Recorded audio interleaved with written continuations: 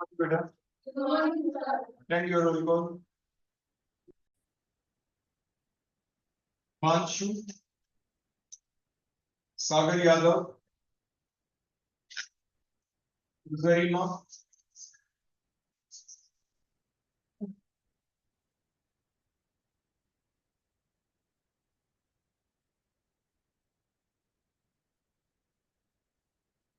गरिमा, Muskan, Neha, Sneha, Kunal, Neha Goyal, Lakita, Ritu, Tanisha, Jyoti, Sonu, Ravinder, Deepanshi, Aditya, Prachi, Divyadaya, Bhupendra, Himani, Priya, Nitika, Tanu Sharma, Priya, Payal, Sonika, Tanu, Meenakshi, Renu Jakhar, Shivani, Khushi, Vishu, Kanishka Saini, Divya, Vikas, Nancy, Komal, Anshu, Ravi, Tushar, Harsh, Vineet, Muskan, काजल,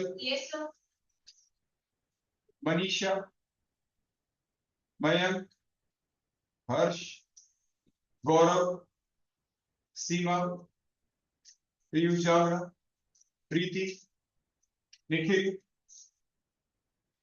कीर्ति, प्रियांशु मलिक और कोई student हो गई अटेंडेंस आप लोगों की?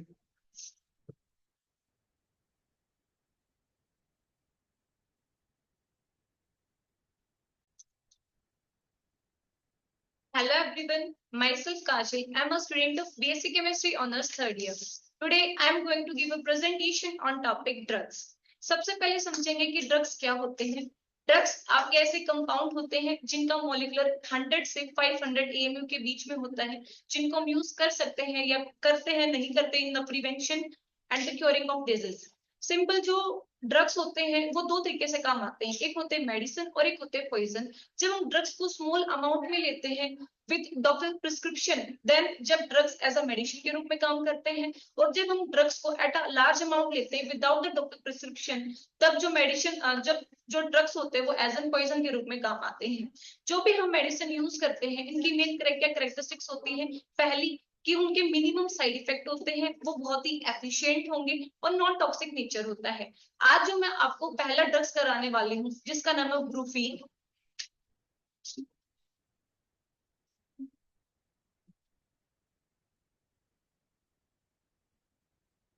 ब्रूफीन एक एनाल्जेसिक और एक एंटी इंफ्लेमेटरी ड्रग होती है। एनाल्जेसिक ड्रग वो होती है ऐसे केमिकल्स जो रिड्यूस करते हैं पेन को विद और without causing any unconsciousness in the body is known to be the term analgesic। और एंटी इंफ्लेमेटरी ड्रग वो होते हैं जो बॉडी के अंदर जहां भी स्वेलिंग आ जाते हैं उनको कम करने के लिए बेसिकली हम यूज वो करते हैं। जो ब्रूफीन होती है वो वाटर सोल्युबल ड्रग है। एक अच्छी ड्रग वही होती है जो पानी के अंदर सोल्युबल, तो इसलिए जो ब्रूफीन है वो एक अच्छी ड्रग होती है। तो इसके प्रिपरेशन के लिए सबसे पहले इसको प्रिपेयर करेंगे आइसोब्यूटाइल बेंजीन से।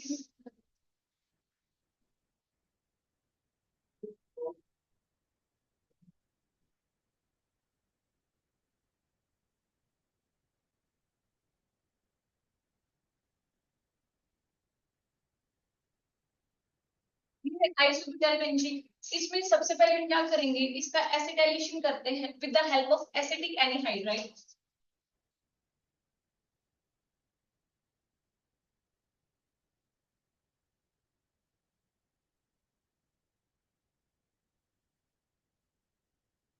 बेंजीन के अंदर जो ये आर ग्रुप होता है, इसका जो भी ग्रुप है इसका बेसिकली प्लस आर इफेक्ट होता है।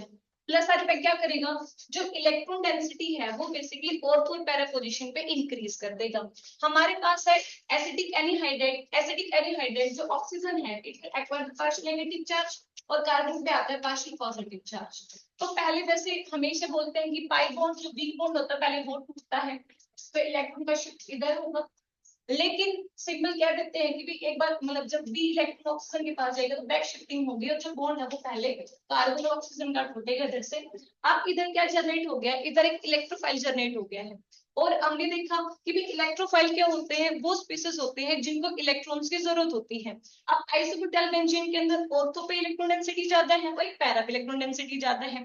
लेकिन एट अ स्टैंडर्ड कंडीशन की भी लो टेम्परेचर के उसके लो टेम्परेचर पर हमेशा पैरा जो प्रोडक्ट होता है वो ज्यादा एफिशिएंटली बनता है और जो मेजर प्रोडक्ट होता है इसमें क्या होगा, सिंपल जो भी एच होगा पैरा पोजीशन के ऊपर वो सब्स्टिट्यूट होगा कि भी जो भी एच एटम इलेक्ट्रॉन डेंसिटी को पैरा पोजीशन पे देके इधर अटैक होगा। तो इलेक्ट्रोफाइल ने सब्स्टिट्यूट किया है एच एटम को, तो इसलिए जो पहला स्टेप है वो एक इलेक्ट्रोफिलिक सब्स्टिट्यूशन रिएक्शन है।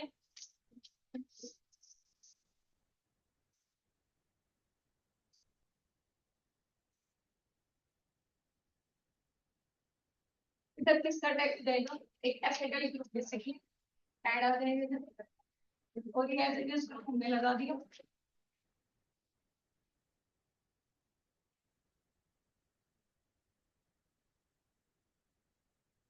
इसके बाद इसके अंदर हम ऐड करते हैं HCl।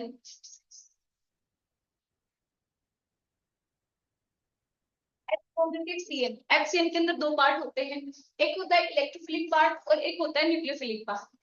अब जो आइसोब्यूटाइल बेंजीन है इसके अंदर देखा कि जो कार्बन है it will acquire the partial positive charge and oxygen will acquire the negative charge. जो Cl नेगेटिव है वो एक न्यूक्लियोफाइल है। न्यूक्लियोफाइल हमेशा ही प्रोटॉन लविंग होता है, तो इसका अटैक कहाँ होगा, इसका अटैक होगा कार्बन के ऊपर और जो H पॉजिटिव है इसका अटैक होगा ऑक्सीजन के पास। अब न्यूक्लियोफाइल ऐड हो रहा है तो जो सेकंड स्टेप है that is a nucleophilic addition reaction.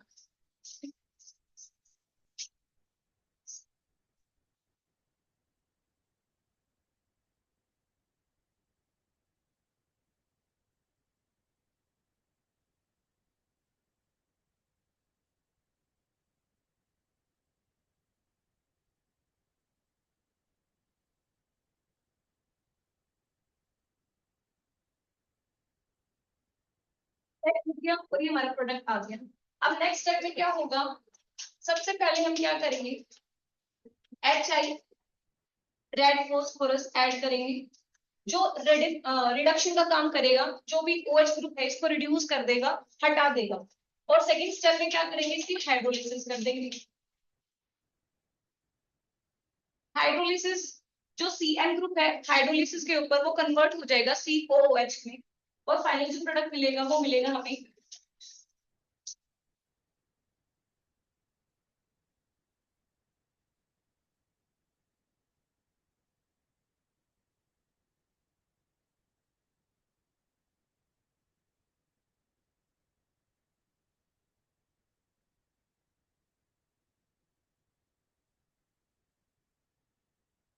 ये स्ट्रक्चर जो हमें मेडिसिन जो हमें ड्रग्स बनाना था वो आ गया, दैट इज अ ग्रुफीन।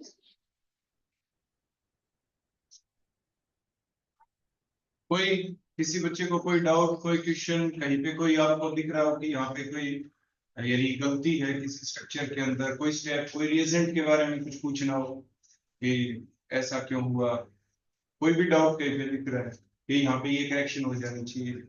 जब हम एक्चुअली डालते हैं तो वो नेचर क्या है, न्यूक्लियोफिलिक एडिशन रिएक्शन। इसका रिडक्शन कंप्लीट हुआ है और जो हाइड्रोलिसिस है वो भी कंप्लीट हुआ है।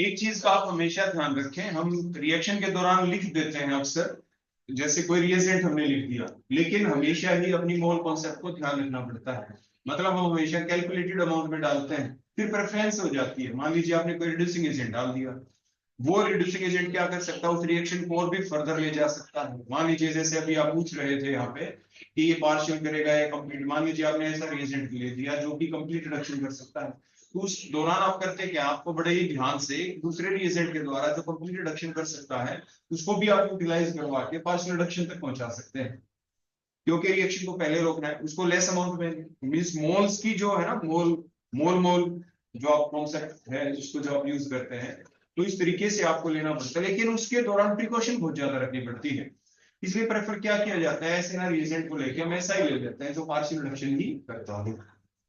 ऐसे ही यहाँ पे प्रोडक्शन दूसरी भी हो सकती है, प्रोसेस दूसरे साइड जगह के ऊपर भी जा सकती है, लेकिन कोशिश की जाती है कि हमेशा ही हम मोल कॉन्सेप्ट को यूज करते हुए रिक्वायर्ड अमाउंट के अंदर ही रिएजेंट को डालें, कभी भी एक्सेस में ना डालें। उसके देखो फायदे क्या है, वैसे तो हम बातें ग्रीन केमिस्ट्री की करते हैं कि हमें पोल्यूशन कम से कम करना है, और ग्रीन केमिस्ट्री जब बातें बताते हैं तो वो क्या कहता है कि ऐसे रिएक्टेंट लो प्रोडक्ट को बनाने में जिसमें आपको कम से कम स्टेप्स को फॉलो करना पड़े। पहली चीज, ऐसी रिएक्शन को आप चूज करें उस प्रोडक्ट को बनाने के लिए जिसके दौरान मिनिमम वेस्टेज और सॉल्यूशन की मिनिमम ड्रेनेज करनी पड़े उसकी, ताकि पॉल्यूशन कम से कम हो।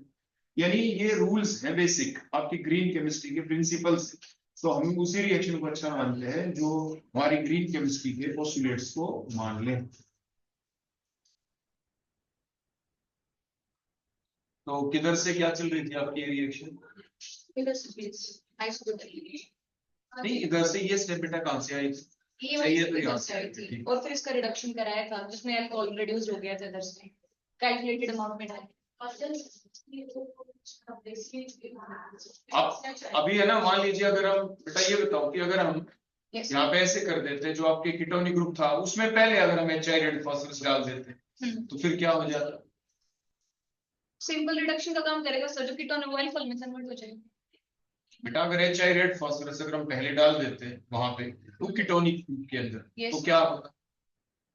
पहले तो आपने HCN डाल के फिर रिडक्शन करवाई है ना HI रेड फास्फोरस से, अगर हम पहले डाल देते तो क्या हो जाता? बताओ। पहले सर इसे डाइल कौन सा ना हो जाए, मतलब एल्कीन्स में सीधा हो जाए सर्कल। हाँ, एल्केन में सीधा हो जाएगा, ठीक है ना। फिर एल्केन में हो जाएगा तो फिर जो एक ग्रुप आपको कौन सा ग्रुप चाहिए यहाँ पे, COH। CH ग्रुप आपके पास आ नहीं पाता, तो CH ग्रुप नहीं आ पाता तो फिर हम क्या करें? Yes. ठीक है ना, फिर हमें प्रॉब्लम हो जाती है। अब क्वेश्चन जो इस बच्चे का था वो ये था कि यहाँ पे जो आपने HI रेड फास्फोरस जो डाला है, ये दो ग्रुप हो गए यहाँ पे, एक Cl ग्रुप हो गया एक OH, आप यही कहना चाहते हैं? तो दो ग्रुप हो गए, तो इसमें आप HI और रेड फास्फोरस को आप कैलकुलेटेड अमाउंट में लोगे या नहीं लोगे? आप साथ Yes. साथ बोलना चाहिए। अगर नहीं लेते तो फिर क्या हो सकता था? तो फिर CN का भी वो रिड्यूस उसका रिडक्शन करा देता हूँ और फिर आपके OH का नहीं होता, यानी OH के साथ साथ दूसरे ग्रुप का भी रिडक्शन हो सकता है, ठीक है ना, दूसरे का भी हो जाता। फिर आपके अगर मान लीजिए हम रिडक्शन कर देते दूसरे ग्रुप की तो क्या बन जाता वहां पे? सर उधर अगर हम CN को रिडक्शन करा देते तो कौन सा ग्रुप बन जाता बताओ? CH3 ग्रुप आ जाता बेटा NB आ गया, तो अमीन ग्रुप सर। हाँ तो CH2 NH2 का रिडक्शन कर दे तो वो बन जाता आपका, ठीक हो गया ना। तो इन छोटी छोटी बातों का हमें ध्यान रखना पड़ता है, तो इनको आप जरूर ध्यान रखें अपने रिएक्शन के दौरान, ठीक है बेटा। Yes. और किसी बच्चे को कोई डाउट? नेक्स्ट जो हम ड्रग पढ़ेंगे वो है बेंजोकेन।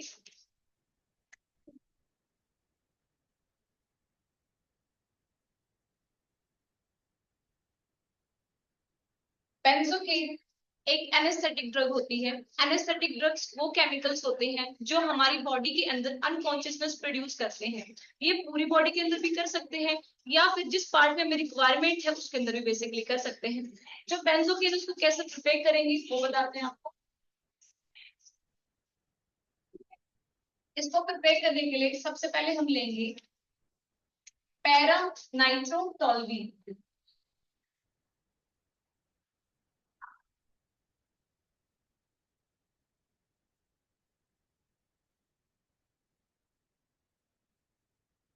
इसके अंदर ऑक्सीडेशन करते हैं K2Cr27 the presence of acid जैसे हम ऑक्सीडेशन करेंगे जो कंप्लीट एल्काइल पार्ट है वो कन्वर्ट हो जाएगा कार्बोक्सिलिक एसिड के अंदर।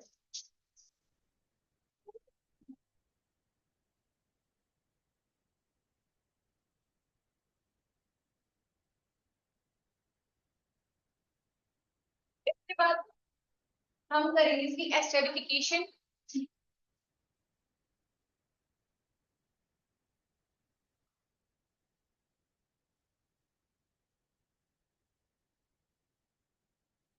एस्टरिफिकेशन के लिए हमने क्या ऐड किया है, ethanol in the presence of acid. ये क्या करेंगे कि जो कार्बोक्सिलिक एसिड है सी डबल बॉन्ड OH, जब ये रिएक्शन होगी तो OH कार्बोक्सिलिक एसिड में से और इथेनॉल में से H रिलीज हो जाएगा वाटर, और जो इलेक्ट्रोफाइल का जनरेट होगा, न्यूक्लियोफाइल जनरेट होगा, इधर अटैक कर देगा, फाइनली जो प्रोडक्ट मिलेगा वो मिलेगी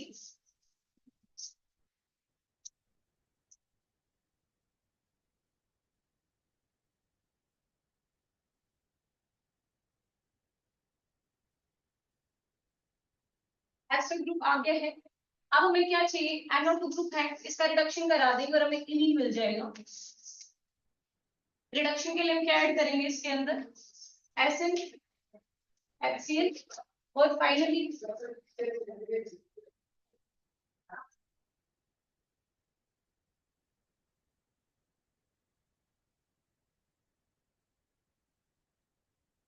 फाइनल स्ट्रक्चर मैं जूम के लिखूं।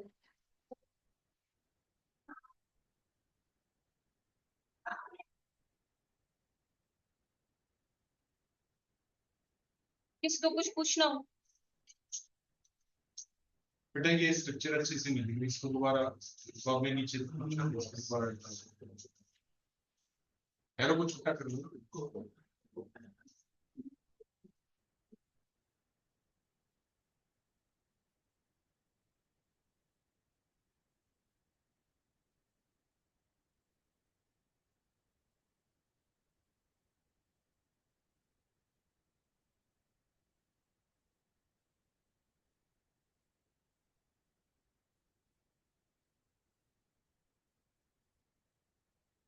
मैं जो के कर रही हूँ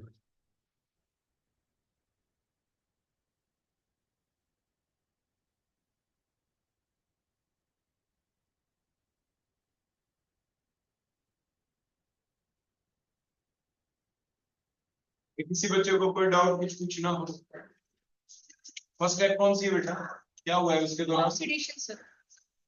इसमें ऑक्सीडाइजिंग एजेंट कौन है? K2Cr2 sir. क्या नाम है इसका? Potassium dichromate. आपने ओब्लिक में H पॉजिटिव क्यों लिखा? सर इसका एसिडिक हाइड्रोलिसिस करेंगे। एसिडिक हाइड्रोलिसिस, अभी आप sorry acidic oxidation in the presence of acid acidic medium के अंदर भी ये होती है। आप लोगों को देखो पहले बताया गया है कि आपने डी ब्लॉक एलिमेंट वाली यूनिट के अंदर भी पढ़ा है कि आपके दो ऑक्सीडाइजिंग एजेंट आमतौर पे आप यूज करते हैं। एक आपने यूज किया होगा कभी KMnO4 पोटेशियम परमैंगनेट, एक आपका K2Cr2O7 मींस पोटेशियम डाइक्रोमेट। उसके दौरान आपको सिखाया भी गया है कि जो ये दो तरह के रिएजेंट होते हैं आपके KMnO4 और K2Cr2O7, आमतौर पे कॉम्पिटिटिव एग्जाम में आपके क्वेश्चन आता है इसके ऊपर। कैसे आता है कि पोटेशियम जो डाइक्रोमेट है, पोटेशियम जो डाइक्रोमेट जब ये ऑक्सीडाइजिंग एजेंट का काम करता है तो उसके दौरान जो ये K2Cr2O7 है इसका इक्विवेलेंट मास निकलवा लेते हैं। तो कैसे निकालें इक्विवेलेंट मास? वो ये देखा जाता है कि पोटेशियम डाइक्रोमेट किस में हो गया कन्वर्ट। तो मीन्स आपने ये देखा कि ये एक ही मीडियम के अंदर ऑक्सीडाइजिंग एजेंट का काम करता है, वहां पे वो सिर्फ एसिडिक मीडियम ही होता है, और जिसके दौरान ये Cr3 पॉजिटिव आयन के अंदर कन्वर्ट हो जाता है, ये Cr2O3 के अंदर कन्वर्ट होना होता है आगे जाके। यहाँ पे ये जो पोटेशियम डाइक्रोमेट है वो आप इनऑर्गेनिक केमिस्ट्री के थ्रू पढ़ पाते हैं कि जो ये कन्वर्जन इसका होता है, जब ये ऑक्सीडेशन तो कर दिया इसने CH3 ग्रुप का, ये खुद किस पे कन्वर्ट हो गया, ये खुद कन्वर्ट हो जाता है Cr2O3 में। ये आप इनऑर्गेनिक केमिस्ट्री के थ्रू सीखते हैं। दूसरी चीज जो मैं आपको बता दूं, पोटेशियम परमैंगनेट भी एक अच्छा ऑक्सीडाइजिंग एजेंट है, लेकिन यहाँ पे पोटेशियम डाइक्रोमेट अगर आप देखेंगे रिएक्शन को इनऑर्गेनिक तरीके से तो आप देख पाएंगे ये 6 इलेक्ट्रॉन गेन करता है, 6 इलेक्ट्रॉन, एक मोल 6 इलेक्ट्रॉन गेन करता है। और जबकि पोटेशियम परमैंगनेट एसिडिक मीडियम में ऑक्सीडाइजिंग एजेंट का काम करे तो 5 इलेक्ट्रॉन गेन करता है। तो अच्छा ऑक्सीडाइजिंग एजेंट को, ऑक्सीडाइजिंग एजेंट आखिर होता कौन है? जो इलेक्ट्रॉन गेन कर ले, जो ना करे ऑक्सीडाइजिंग एजेंट नहीं। अब जो जितने ज्यादा इलेक्ट्रॉन गेन करने की जिसमें होगी टेंडेंसी, वो उतना ही अच्छा क्या होगा, ऑक्सीडाइजिंग एजेंट होगा ना। तो ज्यादा इलेक्ट्रॉन कौन गेन करता है एसिडिक मीडियम में, K2Cr2O7 या KMnO4, K2Cr2O7, तो ये अच्छा ऑक्सीडाइजिंग एजेंट है as compare to the KMnO4। लेकिन उसमें एक खास बात है KMnO4 में कि वो 3 मीडियम में ऑक्सीडाइजिंग एजेंट का काम कर सकता है। एसिडिक मीडियम में 5 इलेक्ट्रॉन गेन करता है, न्यूट्रल मीडियम में 3 इलेक्ट्रॉन गेन करता है, और आपके बेसिक मीडियम में सिर्फ 1 इलेक्ट्रॉन गेन करता है। और इसी बात को ध्यान रखते हुए आपसे कॉम्पिटिटिव एग्जाम में क्वेश्चन पूछा जाता है, what is the equivalent mass of KMnO4 in acidic medium, तो आप किस पे टिक करते हैं, m/5 लिख के आते थे आप। m का मतलब molecular mass of KMnO4 divided by 5 का उसे 5 इलेक्ट्रॉन गेन कर लिए, तो चेंज इन ऑक्सीडेशन नंबर 5 का हो जाता है। और अगर कोई आपसे पूछे न्यूट्रल मीडियम में, तो m/3 के बराबर टिक करके आते हैं, क्योंकि वो 3 इलेक्ट्रॉन गेन करता है KMnO4 आपके न्यूट्रल मीडियम के अंदर। बेसिक मीडियम में 1 इलेक्ट्रॉन, मतलब m/1, मतलब जो मोलिकुलर मास वही उसका इक्विवेलेंट मास, आप उसके पर टिक कर देते हैं। तो यानी जो बात अभी आपके यहाँ पे ऑर्गेनिक में काम आई, उस कंपाउंड से रिलेटेड आपको कुछ बातें मैंने बोल दी हैं, आप ध्यान रखेंगे, आपके शायद ये काम आ जाए कहीं ना कहीं किसी ना किसी एग्जाम के अंदर। अब किसी बच्चे को कुछ पूछना हो, हाँ अगली बात, अगली जो स्टेप 3 वो कैसी रिएक्शन है बेटा, एस्टरिफिकेशन करिए। ये आपकी एस्टेरिफिकेशन रिएक्शन है। एस्टेरिफिकेशन रिएक्शन, एस्टेरिफिकेशन रिएक्शन में आपने HCl क्यों डाला था, ये क्या करेगा यहाँ, सर ये एसिडिक मीडियम में ही होती है रिएक्शन। वो तो होती है, लेकिन क्यों डाला, क्या हुआ इस, देखो आपने ये पढ़ा था आपने उस रिएक्शन के दौरान की, जैसे अभी इस बच्चे ने दिखाया यहाँ से, देखो कार्बोक्सिलिक एसिड, देखो फिंगर लगाओ बेटा, हाँ यहाँ पे आगे इससे OH लॉस हुआ है।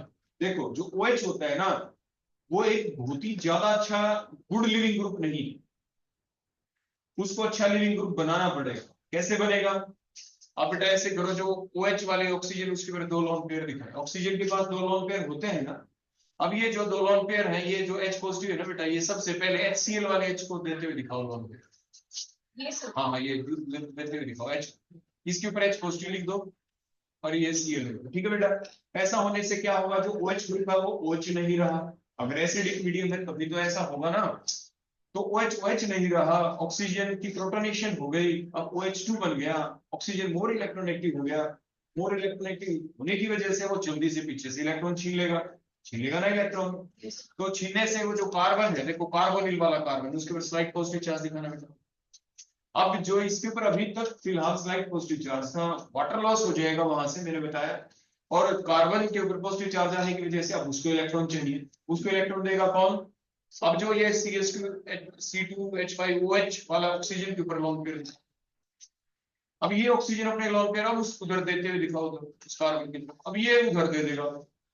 अब ऑक्सीजन अल्कोहल वाली हो, O और H के बीच में सिंगल बॉन्ड दिखाओ, OH के बीच, हाँ ये क्योंकि ऑक्सीजन ने लोन पेयर दिए, तो ये OH बॉन्ड के इलेक्ट्रॉन ऑक्सीजन ले लेगा, नहीं तो इस पे पॉजिटिव चार्ज, एरो दिखाओ OH बॉन्ड के इलेक्ट्रॉन की तरफ, यही की ऐसे। तो नाउ द मैकेनिज्म, यहाँ पे पढ़ा था ना आपके रिएक्शन, ये पार्टिकुलर रिएक्शन है एस्टेरिफिकेशन रिएक्शन का मैकेनिज्म आपने 2 चैप्टर में पहले पढ़ा था, कभी कार्बोक्सिलिक एसिड वाले चैप्टर में और एक अल्कोहल वाले चैप्टर में, जब आपकी एस्टेरिफिकेशन रिएक्शन आप पढ़ते थे, ठीक हो गया बेटा। तो ये थी नेक्स्ट रिएक्शन, एस्टेरिफिकेशन रिएक्शन। उसके बाद अब आगे फिर वही बात आ गई, आपने पढ़ा भी था साइनाइड के अंदर भी, जो TnHCl के द्वारा आप उसे स्टीफंस रिडक्शन जिसे कहते थे, आप साइनाइड के TnHCl डालते थे, पार्शियल रिडक्शन हो जाती थी, मतलब फिर वही काम यहाँ पे, जैसे अभी हमने पढ़ा था, पीछे पढ़ा था ना आपने, कि HI रेड फास्फोरस डालते हैं ना, वो रिडक्शन 2 ग्रुप का कर सकता था, वो आपके CN ग्रुप का भी कर सकता था, और किसका कर सकता था बेटा, OH ग्रुप। पिछली जो किसकी प्रिपरेशन थी वो आपकी ग्रुफिन की जो प्रिपरेशन जस्ट आपने अभी पढ़ी थी, तो उसमें आपने देखा था, लेकिन कैलकुलेटेड अमाउंट में डालना था, और जब हम कैलकुलेटेड अमाउंट में डालते हैं तो इजीली रिड्यूसिबल ग्रुप कौन था, अभी हमने बताया था OH ग्रुप इजीली रिड्यूस हो सकता है as compare to the CN group, तो इजीली OH का रिडक्शन हो गया था, CN का हुआ नहीं था। अगर आप एक्सेस में डाल देते तो CN का भी होता, वो CN ग्रुप CH2NH2 में कन्वर्ट हो जाता। सिमिलरली यहाँ पे आपके 2 ग्रुप हो गए, एक आपका एस्टेरिक ग्रुप हो गया, और दूसरा वो जो कौन हो गया यहाँ पे NH2 ग्रुप हो गया, सॉरी NO2 ग्रुप हो गया। तो जो NO2 ग्रुप है, ये इजीली रिडक्शन इसकी हो जाती है यहाँ पे एज कंपेयर टू बोलो किसकी, एस्टेरिक ग्रुप, ठीक हो गया। तो यानी कुछ छोटी छोटी बातें हैं जो हमें ध्यान रखनी पड़ती हैं, और ये हमें क्रैम भी करनी पड़ जाती है फिर अपने एग्जामिनेशन पॉइंट ऑफ व्यू से, ऐसा पूछा जा सकता, ठीक है बेटा। अब किसी और बच्चे को कुछ पूछना हो, क्या नाम बेटा आपका, काजल से कुछ पूछना हो, चलो ठीक है बेटा नेक्स्ट तो इस कंपाउंड का क्या नाम था जो भी प्रिपेयर किया आपने? बेंजोकेन। कौन सी कैटेगरी की ड्रग है ये एक एनेस्थेटिक।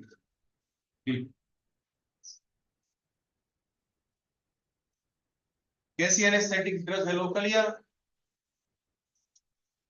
कौन से एग्जाम्पल, किसके एग्जाम्पल में है बताओ? हाँ बताओ क्या बात? Local local anaesthetic. लोकल का मतलब क्या होता है वैसे? जो एक पार्ट कोई अनकॉन्शियसनेस प्रोड्यूस करते है उसको। ठीक ठीक है, नेक्स्ट स्टार्ट। अब ये पढ़ेंगे सल्फेटामाइड।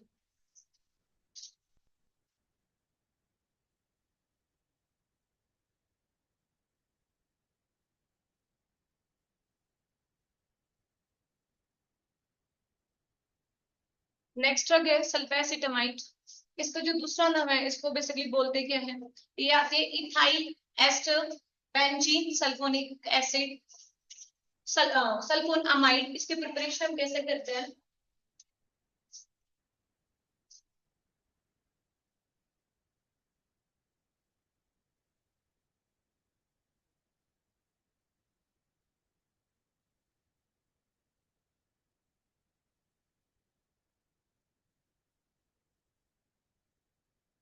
क्या नाम हो गया क्या? इसको हम देंगे पैरा के ऊपर अमीनो ग्रुप है, बेंजीन रिंग, और ऊपर है इस पार्ट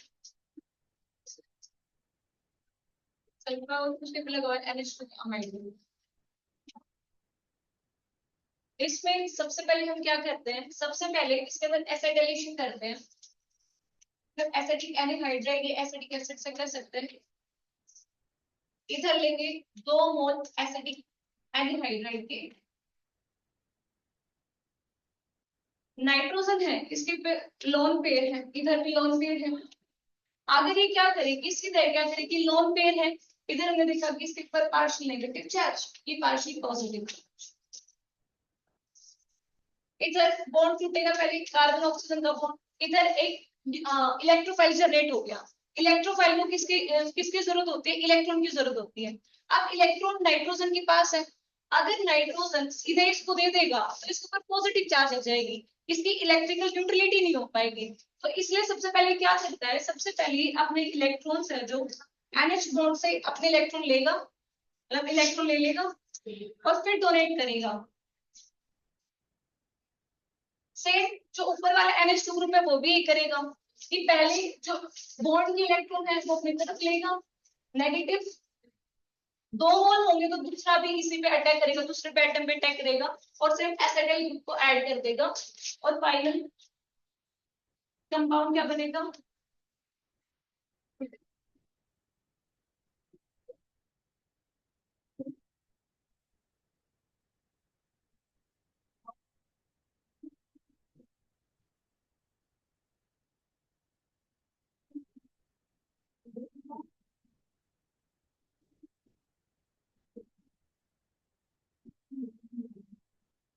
जो CH3 COH है, ये इलेक्ट्रोफाइल है। इलेक्ट्रोफाइल का एडिशन हुआ है तो ये जो स्टेप है वो है इलेक्ट्रोफिलिक एडिशन रिएक्शन। फिर हमें चाहिए जो में हमारे सल्फेटामाइड है, इसके अंदर क्या देखेंगे कि जो ये वाला ग्रुप है ये तो हमें चाहिए लेकिन ये नहीं चाहिए, तो इसके लिए हम क्या कर लेंगे, हाइड्रोलिसिस करेंगे माइल्ड कंडीशन में कि केवल यही हाइड्रोलिस हो, ऊपर वाला ना हो। ये ज्यादा होगा, इसके पास H पॉजिटिव आएंगे, इसके पास OH नेगेटिव होगा और एसिडिक एसिड का लोड हो जाएगा, और फाइनली वी विल गेट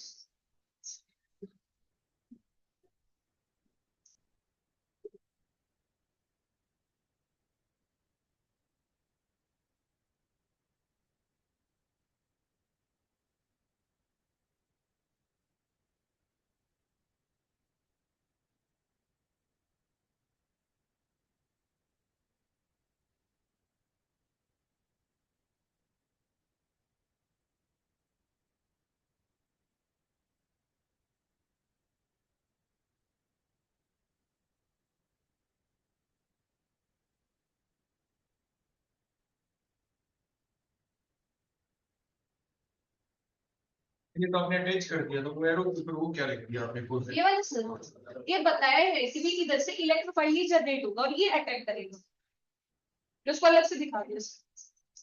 तो वो तो आपने अटैक कर दिया, तो यहाँ पे सिर्फ जो साइड प्रोडक्ट निकलता है उसको दिखना चाहिए। इधर जो साइड प्रोडक्ट है वो एसिड कैसे निकलेगा, कौन निकलता है? एसिडिक एसिड निकला, फिर हमने उसकी माइल्ड हाइड्रोलिसिस की। इधर से क्या होगा कि जो नीचे वाला कंपाउंड होगा ये इसका हाइड्रोलिस होगा, मतलब हाइड्रोलिसिस होगी। H पॉजिटिव इसकी तरफ आ जाएंगे, OH नेगेटिव इधर आ जाएंगे, इधर से एसिडिक एसिड रिलीज हो जाएगा और हमें फाइनल प्रोडक्ट क्या मिल जाएगा?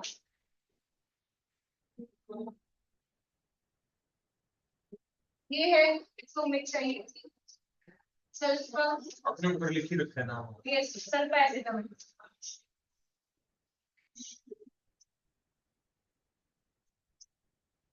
इसका दूसरा कोई कॉमन नेम? लूका सर, लोकुला। क्या काम आती है लोकुला नाम सुने? Eye infection. आई इन्फेक्शन के दौरान आमतौर पे लोकुला, दुकान पे जाके हम यही कह देते हैं आई में कोई इन्फेक्शन रेडिशन कुछ हो जाए, भाई हमें लोकुला दे दो। आई ड्रॉप्स आती नहीं। किसी और बच्चे को कुछ पूछना? Next card.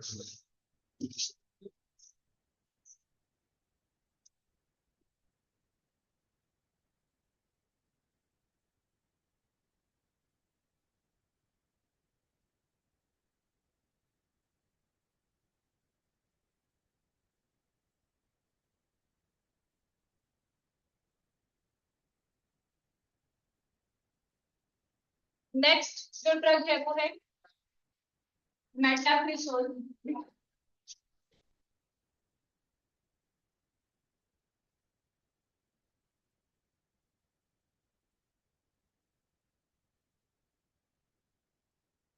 मेटाप्रिसोल की कैसे प्रिपरेशन करेंगे? इसमें लेंगे हम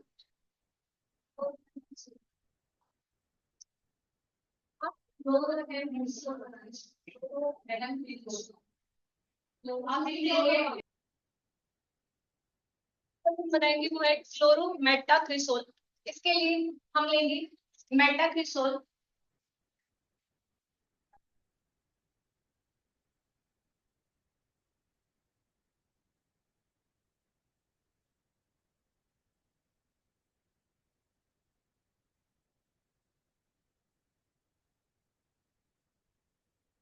इसमें सबसे पहले क्या है, इस कंपाउंड का नाम होगा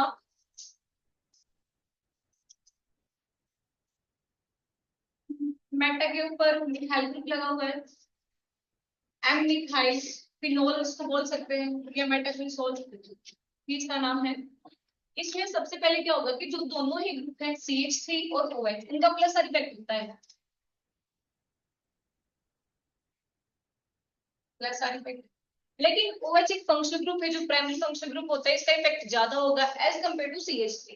तो वो क्या करेगा, जो प्लस आर नेचर है इसका, तो इलेक्ट्रॉन डेंसिटी को इंक्रीज करेगा। कहाँ करेगा, ऑर्थो पे करेगा या फिर पैरा पे करेगा? इसके लिए हमने जो रिएक्शन हम करेंगे वो करेंगे Cl2 AiCl3 की प्रेजेंस में। होगा क्या, इसमें क्लोरीन, क्लोरीन है, क्या करेंगे, जो एक क्लोरीन है वो अपने इलेक्ट्रॉन को लेके चला जाएगा और इधर Cl पॉजिटिव इलेक्ट्रोफाइल का जनरेट हो जाएगा। और जो फर्दर अब क्या होगा, जो Cl नेगेटिव है इसके साथ कंबाइन करके AlCl4 की फॉर्मेशन कर देगा। अब जो इलेक्ट्रोफाइल है वो क्या करेगा, वो इसको चाहिए इलेक्ट्रॉन, इलेक्ट्रॉन है कहाँ, ऑर्थो या फिर पैरा पे, लेकिन at a normal condition para product major होता है, तो इजिली इस पे अटैक कर देगा ऑर्थो पैरा पोजीशन पे। एक इलेक्ट्रोफाइल है, हाइड्रोजन को सब्स्टिट्यूट कर दिया, तो इलेक्ट्रोफिलिक सब्स्टिट्यूशन रिएक्शन होगी और फाइनली जो प्रोडक्ट होगा वो बन जाएगा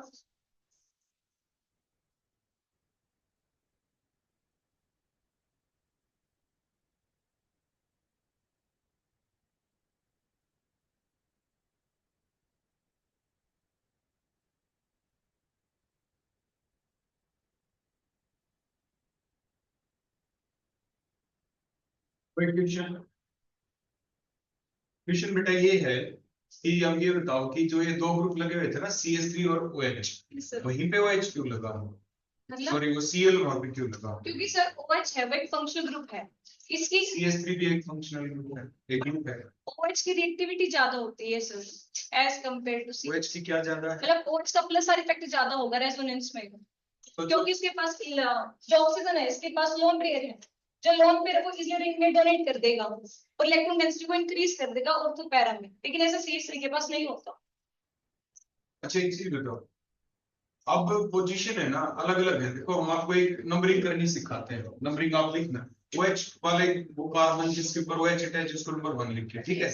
अब आप चले एंटी क्लॉकवाइज, कैसे चलना है? हाँ, अब नेक्स्ट कार्बन को नंबर 2 लिखे, उससे अगले को नंबर 3 लिखे, फिर नेक्स्ट को 4 लिखे। बेटा वहां पे उस बॉन्ड को हटाओ पहले, नहीं तो ये लगेगा H है ना। ये नंबर 4 कार्बन, नेक्स्ट क्या हो गया 5 फिर 6, ठीक हो गया। अब आप बड़े ध्यान से देख के मुझे ये बताएं कि जो आपने दो बातें लिखी है ना यहाँ पे, देखो CH3 के ऊपर प्लस R लिखा, वो तो हाइपर कंजुगेशन के द्वारा ही अपनी इलेक्ट्रॉन डेंसिटी को बढ़ाएगा, थ्रू हाइपर कंजुगेशन। जो एक हाइपर कंजुगेशन का दूसरा नाम आप लोगों ने पढ़ा होगा, नो बॉन्ड रेजोनेंस। हम लिख देते हैं यहाँ पे प्लस R, अदरवाइज यहाँ पे हाइपर कंजुगेशन चलनी होती है जिसे नो बॉन्ड रेजोनेंस कह देते हैं। क्लियर हो गया सभी को? उसके बाद OH चला, उसका प्लस R इफेक्ट है। अब आप बड़े ध्यान से देखना, अब हम नंबर 1 से नंबर 2 पोजीशन पे चलते हैं। नंबर 2 पोजीशन ऐसी है जो OH ग्रुप के हिसाब से भी ऑर्थो है और CH3 ग्रुप के हिसाब से भी ऑर्थो है, दोनों के हिसाब से ऑर्थो है वो, ठीक हो गया। तो वहां पे इलेक्ट्रॉन डेंसिटी दोनों बढ़ाएंगे, OH ग्रुप भी बढ़ाएगा और CH3 भी बढ़ाएगा। ये ध्यान रखने की चीज है आपके, ये इसलिए मैं बता रहा हूं कि अगर ये कहते हैं कि फर्दर और रिएक्शन करवा दें, मान लो रिएक्शन यहाँ पे ना रुके जो आपका प्रोडक्ट बना है, फर्दर और भी आगे रिएक्शन चलानी हो तो कहाँ पे चलेगी? तो आप देखो हम क्या कह रहे हैं कि यहाँ पे ये जो नंबर 2 पोजीशन है, यहाँ पे इलेक्ट्रॉन डेंसिटी ज्यादा बढ़ गई क्योंकि दोनों ग्रुपों की वजह से बढ़ी है, क्योंकि दोनों ग्रुपों की वजह से वो ऑर्थो पोजीशन है। फिर हम आगे चलते हैं नंबर 4 के ऊपर। 4 के ऊपर देखें तो क्या हुआ, CH3 के हिसाब से तो वो ऑर्थो है, लेकिन OH के हिसाब से क्या है, पैरा है। हमेशा आपने पढ़ा है जब नॉर्मल कंडीशन में जब आप रिएक्शन को करते हैं, जो पैरा प्रोडक्ट होता है that is always the major product as compare to the steric factor भी आ जाता है, क्योंकि खुद का उस ग्रुप का अपना स्टेरिक हिंड्रेंस भी होती है। तो para product is the major product. अब उसके बाद नेक्स्ट क्या हुआ, क्योंकि इसका स्ट्रॉन्गर जो इफेक्ट होता है, इलेक्ट्रॉन जो ज्यादा रिलीज करता है OH ग्रुप, वो ज्यादा रिलीज कहाँ पे करता है, पैरा पोजीशन के ऊपर, क्योंकि बिल्कुल उसके ट्रांस है पोजीशन, ट्रांस बिल्कुल उसके ऑपोजिट है, जहां पे इलेक्ट्रॉन इजीली अप्रोचेबल होते हैं, इजीली आराम से चले जाते हैं।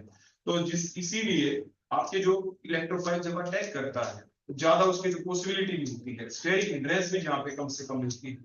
यहाँ पे नंबर 2 पोजीशन जहाँ पे स्टेरिक फैक्टर CH3 OH दोनों की वजह से भी आ रहा है, वहां पे आएगा नहीं दोनों की वजह से, वहां पे एक की वजह से ही आएगा। वो कौन होगा, सिर्फ CH3 आएगा। और वहां पे पैरा पोजीशन भी है वो OH ग्रुप के हिसाब से, इसीलिए अटैक इलेक्ट्रोफाइल की प्रेफरेंस नंबर 1 कौन सी होगी, वो नंबरिंग के हिसाब से पोजीशन नंबर 4, इसलिए वहां पे अटैक करता है। ये सारी की सारी बातें जो अभी जैसे बोली गई, ये आप 11वीं क्लास में पढ़ते हैं या उसके बाद BSc फर्स्ट ईयर में आप पढ़ते हैं। तो आपको ये ध्यान रखना है, अकेला बेंजीन हो कहीं पे भी अटैक हो जाएगा, एक ग्रुप लगता है तो उस ग्रुप का इफेक्ट देखा जाता है, प्लस आर या माइनस आर। दो ग्रुप आ जाए तो दोनों का इफेक्ट देखा जाता है। ये तो बाई चांस दोनों का प्लस आर इफेक्ट हो गया, एक प्लस आर एक माइनस आर होता तो क्या होता, फिर क्या होता, माइनस आर के बारे में, माइनस आर को देखना ही छोड़ दो, किसको देखो, कौन इलेक्ट्रॉन छीन दे रहा है, जहां पे इलेक्ट्रॉन दे रहा है उसका असर फिर देखा जाता है। दोनों माइनस आर होते तो क्या होता, फिर ये देखा जाता है कौन सा वीक माइनस आर है, कौन इलेक्ट्रॉन कब छीन रहा है, तो उसके हिसाब वाली पोजीशन फिर देखा जाता है, उसके हिसाब से मेटा पोजीशन कौन सी बनती है फिर वो देखी जाती है। तो यानी ये स्टेप्स हैं जो आपकी किताबों में लिखी हुई आपको मिलती है कि जब भी हमें अलग अलग ग्रुप को देखना पड़े तो पहले किसको स्टडी किया जाता है ना। तो इन बातों का आप जरूर ध्यान रखेंगे, और वो यहाँ पे आपके देखो यूटिलाइज भी हो गई आपके, ये सिंपल रिएक्शन तो भी आपके फर्स्ट ईयर में वैसे आ गई होगी कि इस रिएक्टेंट का नाम लिख दिया गया होगा और हेलोजिनेशन कर दी गई होगी, तो बताओ प्रोडक्ट कौन बना। हमें वहां पे कोई मतलब नहीं था कि फाइनल बने हुए प्रोडक्ट का आखिर नाम क्या है, वो कोई ड्रग भी है कि नहीं है, हमें तो सिर्फ वहां पे उस रिएक्शन को करना था। और वो एक नेम रिएक्शन आपके किसी पार्टिकुलर ड्रग की सिंथेसिस बन गई आपका, हो गया ना। तो बेसिक ऑर्गेनिक की जो पार्ट है, जो स्टेप्स है, वो आपको याद रखनी ही पड़ेगी, इस तरीके से आप उनको याद करना, ठीक है बेटा। और आपका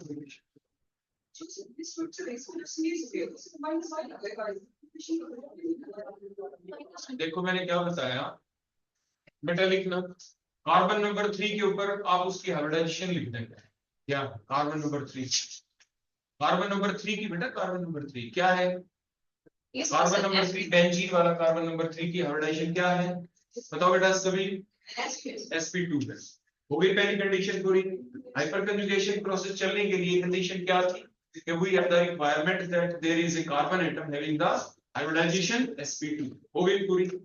उसके बाद अगली कंडीशन क्या थी, जो sp2 कार्बन जो है वो किससे अटैच होएंगे, sp3 कार्बन से अटैच हो। अब देखो जो ऊपर cs3 अटैच है उसकी हाइब्रिडाइजेशन निकालो, क्या आ गई, sp3 आ गई। फिर अगली कंडीशन क्या थी, उस sp3 कार्बन के ऊपर कम से कम एक H जरूर हो। क्या उस sp3 कार्बन के ऊपर कोई H है, यस सर। उस पे तो H दिख रहे हैं, कंडीशन पूरी हो गई। इसका मतलब क्या चलेगी, हाइपर कंजुगेशन प्रोसेस चल जाएगी। इसका और थोड़ी कैसे है भैया, उसके इलेक्ट्रोनेगेटिव कंप्लीट कर सकता है जो 3 नंबर का कार्बन है, वहां पे हमारे पास जो भी ऑर्बिटल अपने रेडियल मिल जाएगा। लेकिन जो इसकी ऑटो पोजीशन उससे हाइपर कंजुगेशन कैसे कर सकता है, तो अगर प्लस आई इफेक्ट होगा। देखो जब आपके पास एल्कीन होती थी, एल्कीन जब आप सेट चेक रूल पढ़ते थे तो उसमें क्या करते थे, आपके पास डिफरेंट एल्कीन, एक अनसब्स्टिट्यूटेड एल्कीन थी, दूसरी डाई सब्स्टिट्यूटेड आ गई, फिर ट्राई सब्स्टिट्यूटेड आ गई, टेट्रा सब्स्टिट्यूटेड, मतलब दोनों डबली बॉन्डेड कार्बन एटम के ऊपर 4-4 CH3 ग्रुप लगे हर एक कार्बन के ऊपर एक। फिर जब हम वहां पे ये कहते थे कि भाई आपकी more the substituted alkene more which with the stability word use करते थे, फिर हम क्या बताते थे, ऐसा हमने क्यों कहा, हाइपर कंजुगेशन की वजह से। तो वहां पे भी कार्बन के ऊपर क्या आ गया बोलो, डबल बॉन्ड आ गया ना, डबल बॉन्ड, और उसके ऊपर क्या लगा हुआ है आगे CH3, तो हाइपर कंजुगेशन चली ना। तो जब हाइपर कंजुगेशन वहां पे चली तो उसकी वजह से क्या हुआ, आपके देखो जो वो देखो डबली बॉन्डेड जो कार्बन एटम होता है ना, एक चीज ध्यान रखो, वो मोर इलेक्ट्रोनेगेटिव होता है as compare to the singly bonded carbon. अब वो क्या करेगा, वो इलेक्ट्रॉन उधर से छीनेगा, CH3 की तरफ से जो CH बॉन्ड है ना, CH बॉन्ड के इलेक्ट्रॉन किधर शिफ्ट होंगे, डबली बॉन्डेड कार्बन एटम की तरफ। दिखाना बेटे, देखो ये जो CH3, देखो मैं थोड़ा इधर ड्रा करके दिखाता हूँ, देखो आपको थोड़ा ध्यान देना, मैंने यहाँ पे कुछ इस तरीके से लिख दिया, देखो आपके सामने। हम और चीजों को भूल जाते हैं, सिर्फ उतना पोर्शन ले लेते हैं जो आपने पढ़ा था, बोलो क्या पढ़ा था आपके, ये डबल बॉन्ड आ गया, डबली बॉन्डेड कार्बन एटम, यहाँ पे एक CH3 लगा दो। अब उसके बाद हम कैसे प्रूव करें इस चीज को, ये दोनों के दोनों इलेक्ट्रॉन देखो इधर हमने शिफ्ट किए, क्योंकि इस कार्बन की बजाय ये carbon doubly bonded carbon atom है, sp2 हाइब्रिडाइज्ड है, 33% s कैरेक्टर है, इसमें 25% s character, which is more electronegative, कौन अपनी तरफ इन इलेक्ट्रॉन को अट्रैक्ट कर सकता है, मोर इलेक्ट्रोनेगेटिव कार्बन, जो कि आपका sp2, इलेक्ट्रॉन इधर आ गए। अब ऐसा आने से इस कार्बन के बॉन्ड गिने कितने हो गए, 1 2 3 4, 4 बॉन्ड पहले से थे, अब तो 5 हो गए। 5 हो गए तो अब ये क्या करेगा, इलेक्ट्रॉन तो आगे डिस्पर्स करने पड़ेंगे, अब आगे जो भी करने पड़ेंगे ना, नहीं तो 5 बॉन्ड हो जाएंगे, आगे डिस्पर्स किए तो क्या होगा, यहाँ पे दोनों इलेक्ट्रॉन आ गए, इलेक्ट्रॉन चार्ज डेंसिटी बढ़ गई तो कौन सी पोजीशन है ये जो बढ़ गई, अगर मैं इसको ऐसे ऐसे करके दिखा दूंगा तो बेंजीन रिंग बन गया, तो बढ़ गई ना इलेक्ट्रॉन डेंसिटी, बोलो कहां पे बढ़ी, और तो पोजीशन के ऊपर बढ़ गई। ऐसा ही हम प्रूव करते थे, ऐसे ही हम डिस्पर्सल दिखाते थे कि किस तरीके से यानी ये मूवमेंट इनकी हो सकती है। क्लियर हो गया, तो आगे होगा सही, ठीक है बेटा, आ जाओ दोबारा बैक टू प्लीज।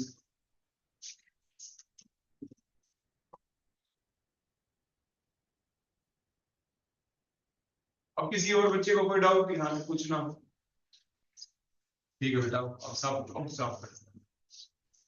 तो ये थी नेक्स्ट ड्रग क्लोरोमेटाक्रिसोल, इसकी सिंथेसिस।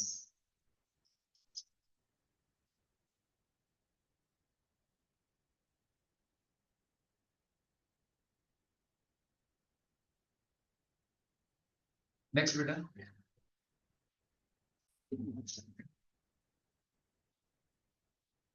नेक्स्ट ड्रग क्या होता है, प्रोविजन आयोडीन,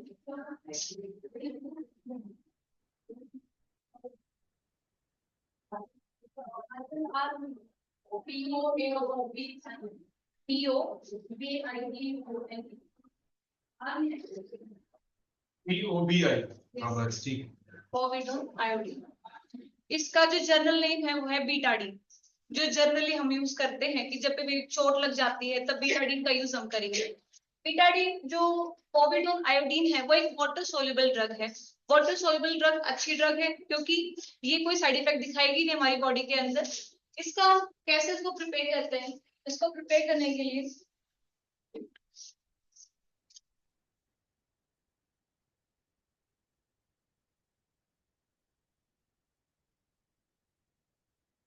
फिनाइल पायरोलिन ये यहाँ पे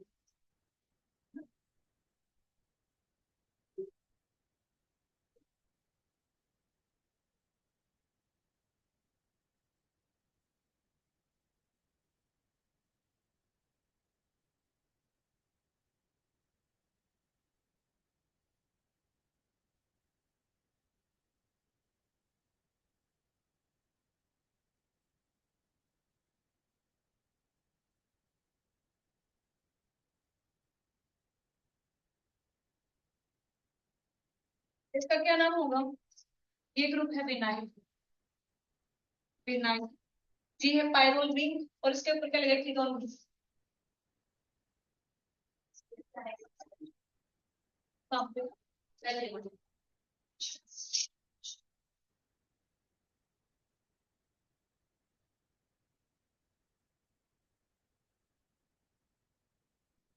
इसमें क्या होगा, इसमें सिंपल हम इलेक्ट्रॉन की शिफ्टिंग करके दिखाएंगे कि भाई ये डबल बॉन्ड है, डबल बॉन्ड की इलेक्ट्रॉन पहले ये लिखेगी पार्शियल नेगेटिव चार्ज, फिर अपने इसमें इसको भी ऐसे रिएक्शन चल रही है। मतलब n numbers of the vinyl pyrrolidine combine करेंगे and finally we get इस तरीके की फॉर्म मिलेगी हमें।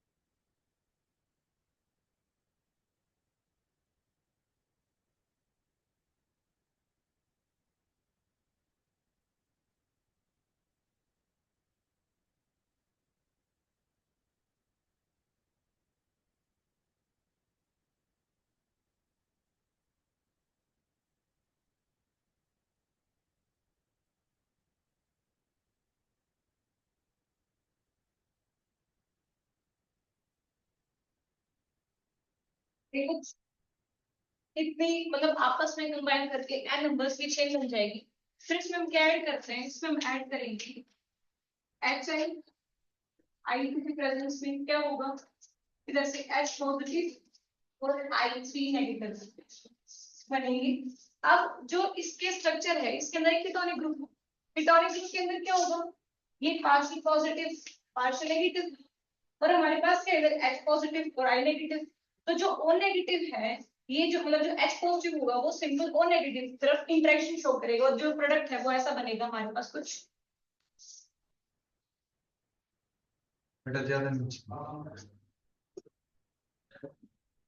इधर का बस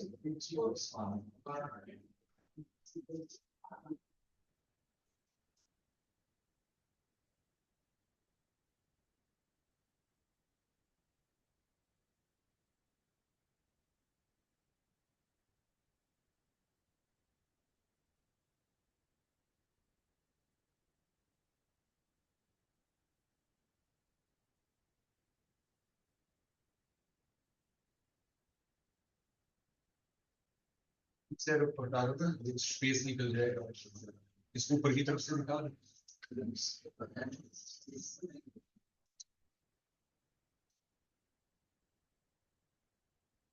अब क्या होगा कि जब H पॉजिटिव आएगा कीटोन ग्रुप के पास तो सिंपल आपको एक इंटरेक्शन दिखने को मिलेगी क्योंकि दो रिंग है दोनों में कीटोनिक ग्रुप है तो दोनों ही शो करेंगे।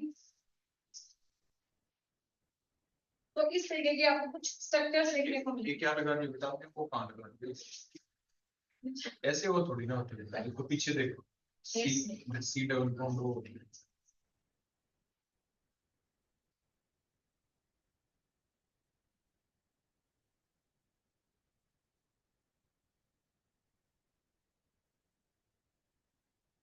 और ये देखो ऐसा क्यों हो पाता है? नाइट्रोजन के ऊपर आप ये बताओ, लोन पेयर है या नहीं? लोन पे है सर, 1 2 3। देखो ये जो नाइट्रोजन है इसके ऊपर क्या है यहाँ पे? Lone loan pair। Pair. Lone pair के साथ ये ऑल्टरनेटली प्रेजेंट है ना, तो इस वजह से लोन पेयर आगे जाके ये नेगेटिव चार्ज आके नेगेटिव पॉजिटिव को अट्रैक्ट कर लेता है, ऐसे दोनों डायरेक्शन में हो सकता है ना। इसीलिए वो वहां पे बताया गया कि किस तरीके से H पॉजिटिव की इंटरेक्शन दोनों कार्बोनिल के थ्रू हो सकती है, कभी इधर से कभी उधर से। समझ गए? इसलिए उसको ऐसा शो किया गया, इसलिए डॉटेड लाइन से शो करते हैं, कभी इंटरेक्शन राइट साइड से, कभी लेफ्ट, किसी से भी हो सकती है। तो ये पॉजिटिव के पास आपका नेगेटिव रहेगा, कोविड आई मीन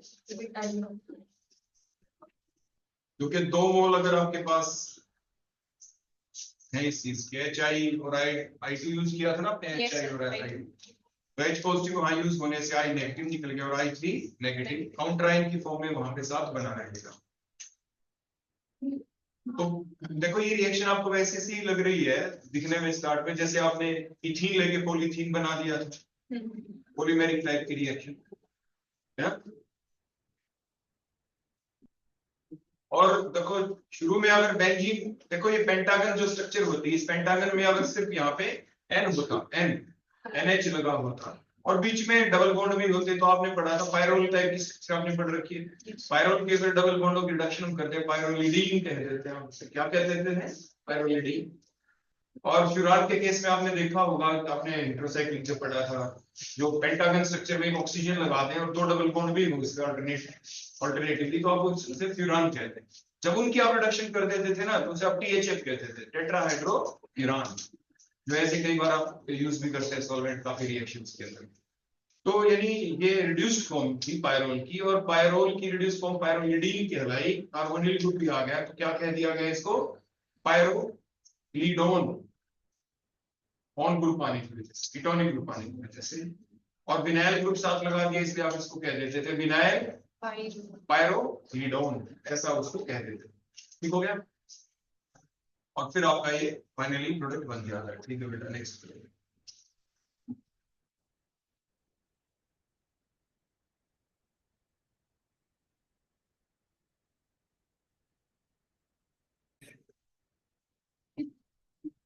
आप जो नेक्स्ट प्रिपेयर करेंगी वो करेंगी डाई ब्यूटाइल हैलाइड।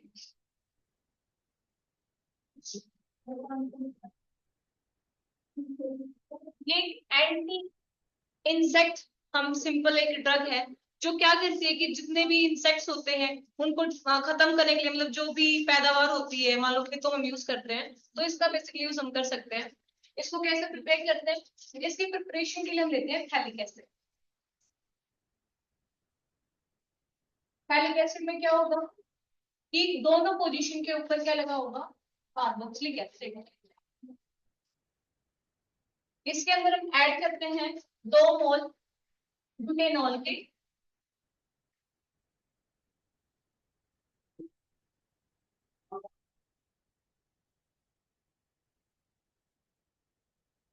इसमें सिंपल क्या होगा कि ऑक्सीजन इधर से वाटर लॉस करना है हमें, सेव फॉर दिस, और प्रोडक्ट बन जाएगा।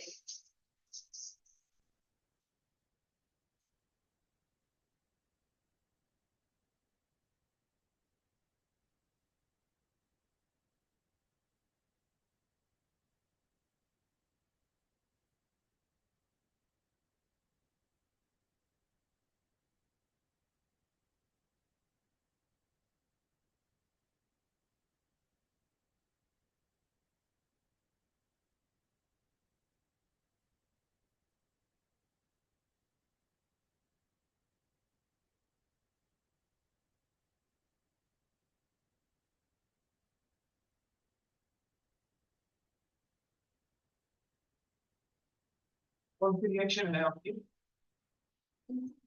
डिहाइड्रेशन रिएक्शन या एस्टरिफिकेशन रिएक्शन?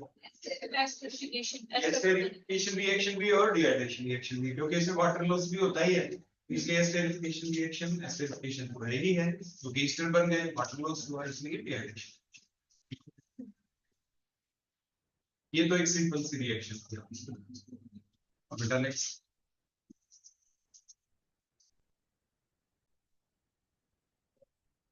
नेक्स्ट जो ड्रग है इसका नाम है क्लोरोएम्फेनिमाइड। इसके लिए हम कैसे करेंगे?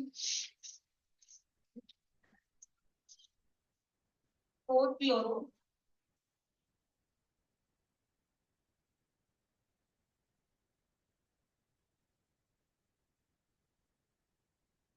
4 क्लोरोफिनाइल एसिटोनाइट्राइल।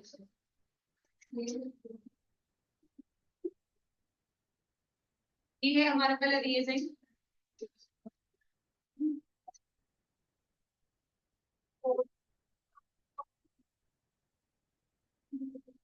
फिनाइल एसिटो 2 कार्बन है और नाइट्राइल ग्रुप लगा दो। इसकी रिएक्शन कराते हैं 4 क्लोरोथ्रीडीन के साथ।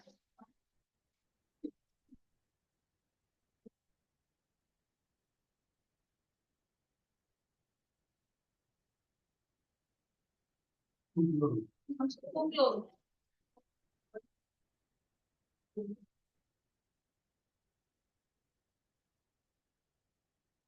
इसमें हम ऐड करते हैं 20। क्या करेंगे कि सबसे पहले क्या होगा कि जो बेस है NH2 नेगेटिव है, ये अपने इलेक्ट्रॉन को देगा H पॉजिटिव से और इधर बेसिकली क्या निकल जाएगा, H पॉजिटिव लूज होगा और जो नेगेटिव इधर कार्बन एनाइन जनरेट हो जाएगा। सेम प्रोसेस इसमें CN का कैसा हमारे माइनस आई है प्लस आई? CN प्लस बताओ। देखो आपने जो H है, H को H पॉजिटिव फॉर्म में लॉस करवा रहे हो आप, है ना? Yes, sir. बेस में दिया H को H पॉजिटिव फॉर्म में लॉस होगा, तो तभी होगा जब वो H एसिडिक हो। एसिडिक कौन से हाइड्रोजन एसिडिक होते हैं, आपने पढ़ा है, अल्फा हाइड्रोजन एसिडिक होता है। तो Cl ग्रुप के रिलेशन में जो कार्बन जिसके ऊपर H है, ये अल्फा है। Yes, sir. और जो कार्बन जब H निकल जाएगा तो कार्बन आयन बनना चाहिए, है ना? तो जो कार्बन आयन बनेगा तो नेगेटिव चार्ज आएगा, उस नेगेटिव चार्ज का डिस्पर्सल हो जाना और चाहिए। ये स्टेबल होगा CN ग्रुप जिसका इलेक्ट्रॉन विट्राइल नेचर होता है। हाँ, उसका इलेक्ट्रॉन विट्राइल नेचर तो है ही है, प्लस साथ के साथ वो नेगेटिव चार्ज आने की वजह से बेंजीन रिंग के अंदर भी ऑल्टरनेटिवली प्रेजेंट होता है, तो दोनों साइड से इफेक्ट चल रहा है ना? तो Cn का माइनस आई इफेक्ट है यहाँ पे, जिसकी वजह से ऐसा हो जाएगा। प्लस साथ के साथ जो Cn है, Cn के अंदर अगर आप देखेंगे ना, ग्रुप C और N के बीच में ट्रिपल बॉन्ड होते हैं। तो ट्रिपल बॉन्ड होने की वजह से कार्बन नाइट्रोजन में नाइट्रोजन ज्यादा इलेक्ट्रोनेगेटिव, तो कार्बन और नाइट्रोजन के बीच जो मल्टीपल बॉन्ड है, उन मल्टीपल बॉन्ड को नाइट्रोजन अपनी तरफ क्या करेगा, विड्रॉ करेगा, है ना? अपनी तरफ विड्रॉ करेगा, और जिसकी वजह से क्या होगा, Cn वाले कार्बन पे पॉजिटिव चार्ज आएगा। वो पॉजिटिव होने की वजह से वो जो कार्बन के ऊपर जो कार्बन आयन की वजह से नेगेटिव चार्ज बनेगा, वो अपनी तरफ चले जाएंगे आगे। मतलब रेजोनेंस की वजह से भी डिस्पर्सल हो जाएगा उस बने हुए कार्बन आयन के नेगेटिव चार्ज का डिस्पर्सल, और आपके माइनस आई की वजह से भी, माइनस आर की दोनों चीजें चल जाएंगी यहाँ पे साइमल्टेनियसली, और वो स्टेबलाइज कर जाएगा। इसलिए जो NH2 नेगेटिव जो है पार्ट, जो यहाँ पे बेस का काम कर रहा है, और कार्बन आयन फर्दर कहाँ पे अटैक कर रहा होगा, बताओ चलो। अब 2 क्लोरोपेरिडीन है, इसमें कार्बन और क्लोरीन के अंदर क्लोरीन ज्यादा इलेक्ट्रोनेगेटिव है और कार्बन है वो कम इलेक्ट्रोनेगेटिव है। तो जो क्लोरीन है वो अपने इलेक्ट्रॉन को लेकर चला जाएगा और इसके ऊपर आ जाएगा पार्शियल पॉजिटिव, इसके ऊपर पॉजिटिव चार्ज आ जाएगा सिंगल कार्बन के ऊपर। इधर कार्बन अनाइन है और इधर पॉजिटिव चार्ज है, तो सिंपल कार्बन अपने इलेक्ट्रॉन किसको दे देगा और एक बॉन्ड फॉर्मेशन हो जाएगी दोनों में।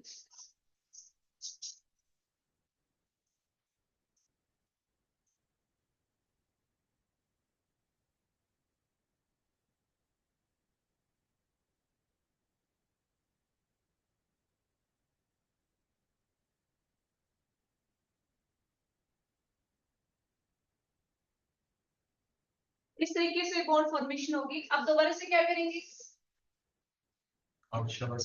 इसके अंदर ऐड करेंगे दोबारा से बी NH2। अब फिर क्या होगा कि जो ये कार्बन है इसके पास क्या है, अल्फा हाइड्रोजन, अब ये दोबारा से रिमूव होगा और इलेक्ट्रॉन किसके पास ले जाएंगे, इसके पास नेगेटिव चार्ज इधर जनरेट हो जाएगा और इधर से माइनस अमोनिया रिलीज आउट हो जाएगा क्योंकि NH2 ने इसको दे दिया।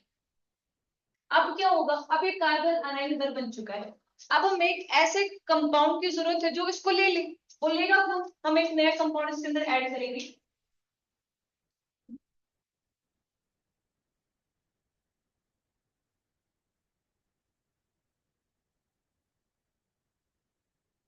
N dimethyl 2 chloro ethanol. इसमें क्या होगा, इसके ऊपर पार्शियल नेगेटिव है पार्शियल पॉजिटिव, इलेक्ट्रोनेगेटिविटी भी है इसकी, फिर अपने इलेक्ट्रॉन को लेके चला जाएगा और इधर पॉजिटिव कार्बोकेटाइन प्रोड्यूस हो जाएगा। अब ये कार्बन अनाइन अपने इलेक्ट्रॉन को इस कार्बन पे शिफ्ट कर देगा और क्या प्रोडक्ट बन जाएगी, प्रोडक्ट बनेगी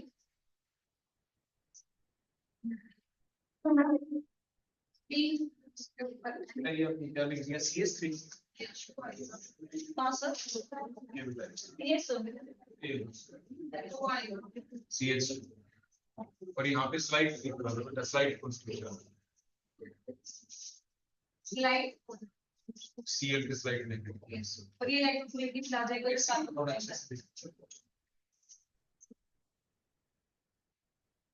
नेगेटिविटी का हाँ। वो चली जाएंगे इलेक्ट्रॉन।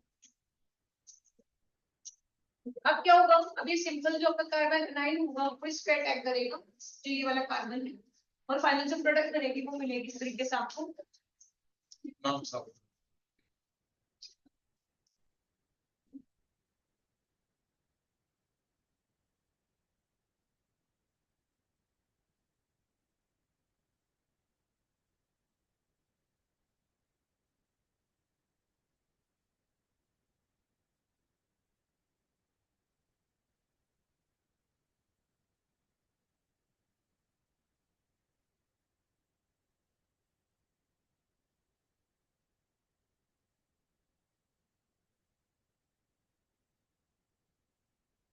जैसे प्रोडक्ट बन गया है, अब हमें क्या करना है, जो हम मेडिसिन बना रहे हैं इसके अंदर CN ग्रुप नहीं है तो CN ग्रुप को हमें हटाना पड़ेगा।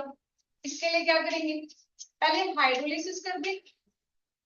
जब हम CN ग्रुप की हाइड्रोलिसिस करेंगे तो COH में कन्वर्ट हो जाएगा और फिर क्या करें, अगर हमें कार्बोक्सिलिक एसिड को हटाना है तो आप टी कार्बोक्सिलेशन कर सकते हो, उसके लिए आप NaOH और CaO ऐड कर दो को हटाने के लिए।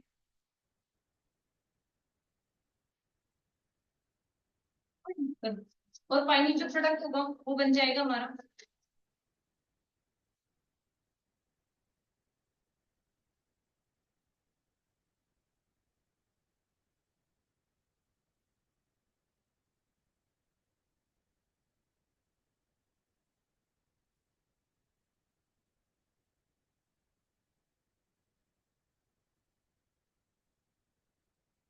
ये जो फाइनल प्रोडक्ट है मेडिसिन जो हमें बनानी थी, इसका नाम है क्लोरो एम्फीनामाइन।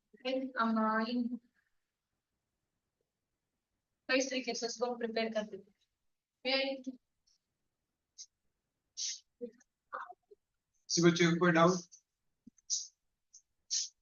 और कोई ड्रग बची है बेटा नहीं हो गई कंप्लीट यस सर, की बात है यस सर।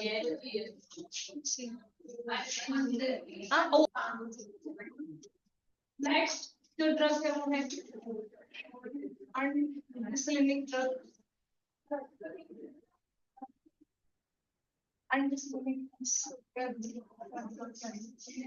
ये एक एंटी फंगल ड्रग होती है। एंटी फंगल ड्रग वो होगी जो सिंपल जो फंगस होती है उसको स्टॉप करती है और उसको किल भी करती है। ये एक येलो कलर का कंपाउंड होता है और ये वाटर के अंदर इनसॉल्युबल है और जो इसकी रिएक्टिविटी होती है वो एस्पिरिन से कम होगी। तो इसको हम कैसे प्रिपेयर करते हैं, इसकी प्रिपरेशन के लिए हमें पायरोलिसिस को समझना पड़ेगा कि पायरोलिसिस पहले होती क्या है। पायरोलिसिस एक ऐसी प्रोसेस होती है जिसमें हम किसी भी कंपाउंड को हीट करते हैं in the absence of oxygen, that it is known to be the term pyrolysis.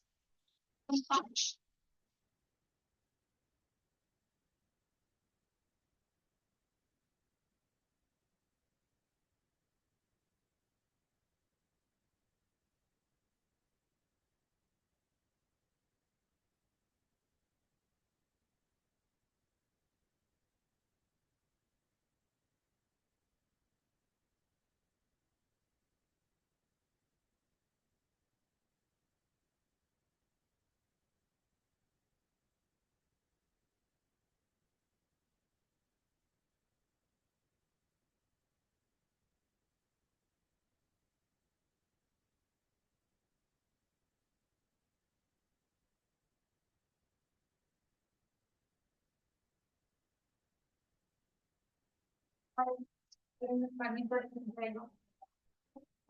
अब देखते रहे ना कहीं पे कार्बन कम ज्यादा ना हो गया। मिनट बना दो।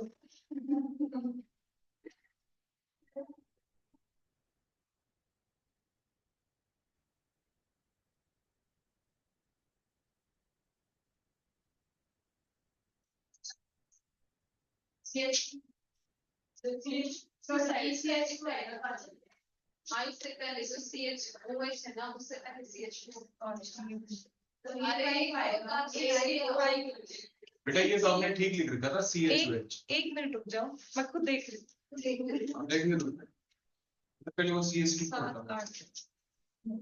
CH2 का CH रहेगा। जो CH2 का आपने पावर वो 6 लिख रखे है ना वहाँ पे, यहाँ पे एक मिथाइल ग्रुप एक दो और कुछ इधर इस कार्बन से आगे एक CH2 आ जाएगा। तो सबसे अच्छा इधर लिख दिया। क्या वो पोजीशन अच्छा हाँ दोबारा से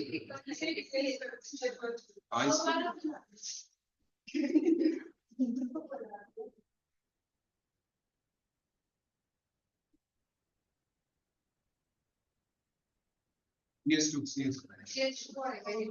यहाँ पे CH2 लिखो, यहाँ पे नहीं उधर उधर क्या यहाँ पे CH CH2 हाँ बिल्कुल धीरे धीरे CH और फिर इसके ऊपर होगा। हाँ बिल्कुल ठीक है।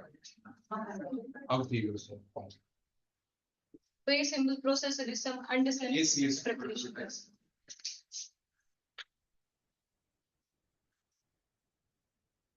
इसके अंदर जो प्रोडक्ट है इसमें 11 कार्बन होंगे सल्फेट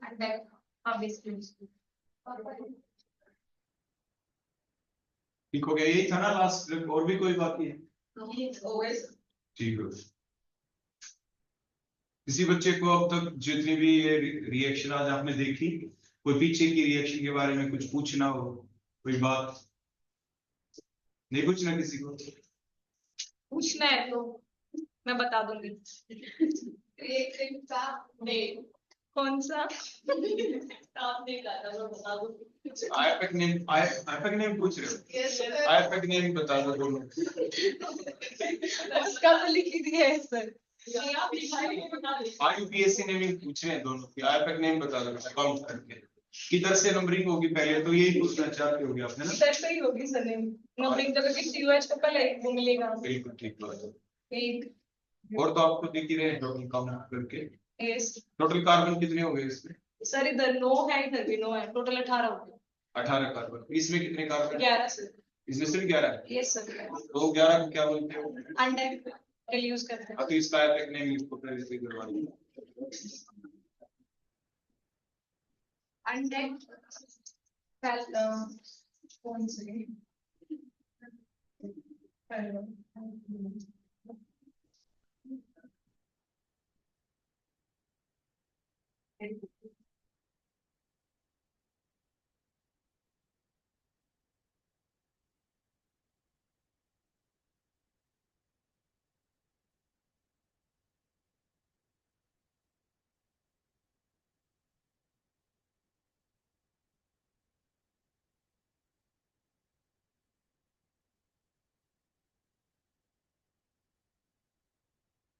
फिर मान लीजिए 11 होते तो बोलते डेक अनडेकेन। Undecked. अनडेकेन अब इन तो आएगा नहीं क्योंकि Yes. डबल बॉन्ड आ गया तो इन आ गया। डेक के आगे इन आ गया। इन कौन सी पोजीशन पे आया? 10 पे आ गया, तो 10 इन आ गया और एक के ऊपर वही कैसे। बिल्कुल ठीक। अब उधर अब जैसे अनडेक आ गया, दो डेक आ गया, 2 होते तो 2 डेक, 8 होते तो ऑक्ट। ऑक्ट लगा दो, ऑक्ट डेक, ऑक्ट डेकेन ऐसे करो चलो। तो ऑक्टाडेकेन बोल देते हैं अगर 18 होते हैं। सिंपल एल्केन होता तो क्या बोलते? ऑक्टाडेकेन। अब ये कुछ ऑक्टाडेकेन यूज हो गया। ऑक्टाडेकेन होता अगर सिंपल होता तो, लेकिन अब ऑक्टाडेक हो गया। ऑक्टाडेक हो गया। हो गया ना? अब Yes. देखो कौन सी पोजीशन पे कौन सा ग्रुप है। 8 9 10 में पे लेकिन डबल बॉन्ड नहीं है ना बेटा? पहले ही डबल बॉन्ड कौन से कार्बन पे है? 8 9 पे है। 9 पे तो 9 इन ऑइक एसिड और इस कार्बन जो है नो वही लिख रही हूँ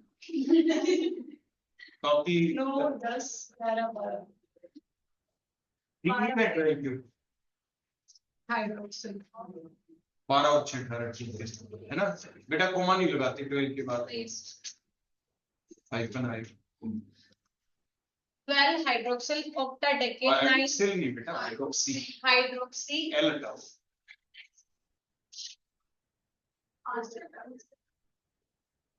हाइड्रोक्सी ऑक्टाडेक 9 इन ऑइक एसिड ये जो रिएक्टेंट है उसका नाम ये ठीक हो गया ये और कोई ठीक आपकी परीक्षा ले ली अब आप बेटा जा सकते हो थैंक यू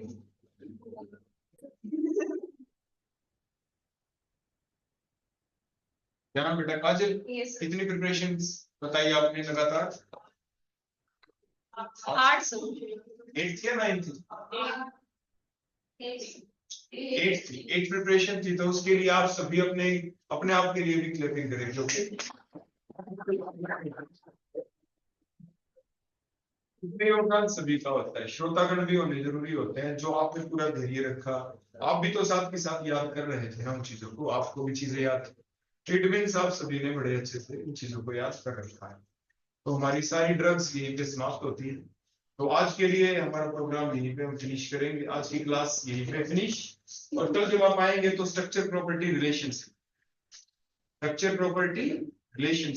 हमारा ड्रग के अंदर एक बड़ा इंपॉर्टेंट टॉपिक है जिसमें आपको करना क्या होगा देखो हम बता दें आपको ठीक है देखो अब हम आपको बता दें कल हमें क्या करना है आपकी जो स्ट्रक्चर प्रॉपर्टी जो रिलेशनशिप आपका जो टॉपिक है उस स्ट्रक्चर प्रॉपर्टी रिलेशनशिप में क्या होगा जितनी भी ड्रग्स आपने यूज की हैं देखो मैं आपको बताता हूं क्या आपको करना है जितनी भी ड्रग आपके सिलेबस के अंदर हैं जितनी भी ड्रग आप उन ड्रग के स्ट्रक्चर बनाएंगे वो तो आपने अभी देखी ही कुछ पिछले लास्ट टाइम वाले लेक्चर में आपने देखा था तो उसके दौरान यानी जितने भी स्ट्रक्चर हैं अगर हम एक पार्टिकुलर ग्रुप हटा दें उसके अंदर से तो कोई दूसरा कंपाउंड बन जाएगा तो आपको जो आज प्रैक्टिस करनी है घर पे बैठ के वो यही करनी है अगर उस ड्रग में से कौन सा कंपाउंड हम हटाएं जिस दूसरे के बारे में आपको जानते हैं कौन सा फंक्शनल ग्रुप हटाएं कि रिमेनिंग पार्ट के बारे में आपने पहले से सुन रखा है और रिमेनिंग पार्ट की प्रॉपर्टी कैसी थी वो ग्रुप लगाने के बाद प्रॉपर्टी कैसी हो जाती है देखो स्ट्रक्चर प्रॉपर्टी रिलेशनशिप का मतलब ही यही है कि स्ट्रक्चर है कोई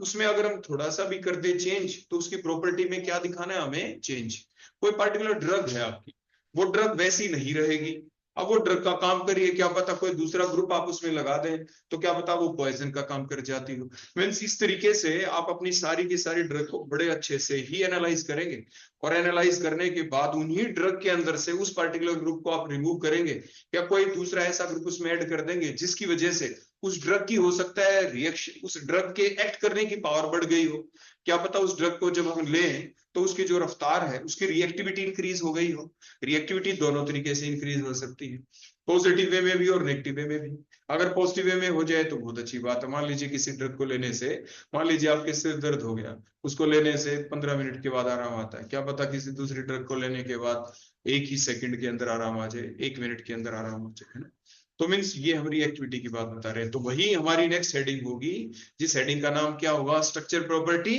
relationship in terms of drugs in terms of different chemical organic compounds ठीक हो गया तो कल ये सारी चीजें डिस्कस की जाएगी ओके बेटा थैंक यू आज के लिए इतना ही और किसी बच्चे को कोई डाउट कुछ पूछना हो कुछ डिस्कस करना हो कोई बात आपके दिमाग में रह गई हो तो आप पूछ सकते हैं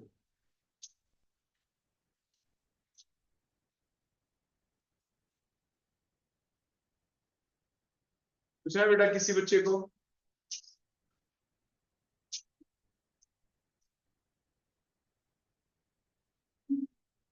बैठ जाओ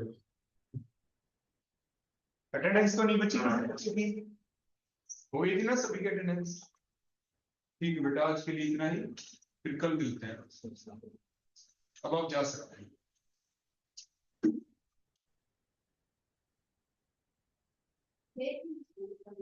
अब आप जा सकते हैं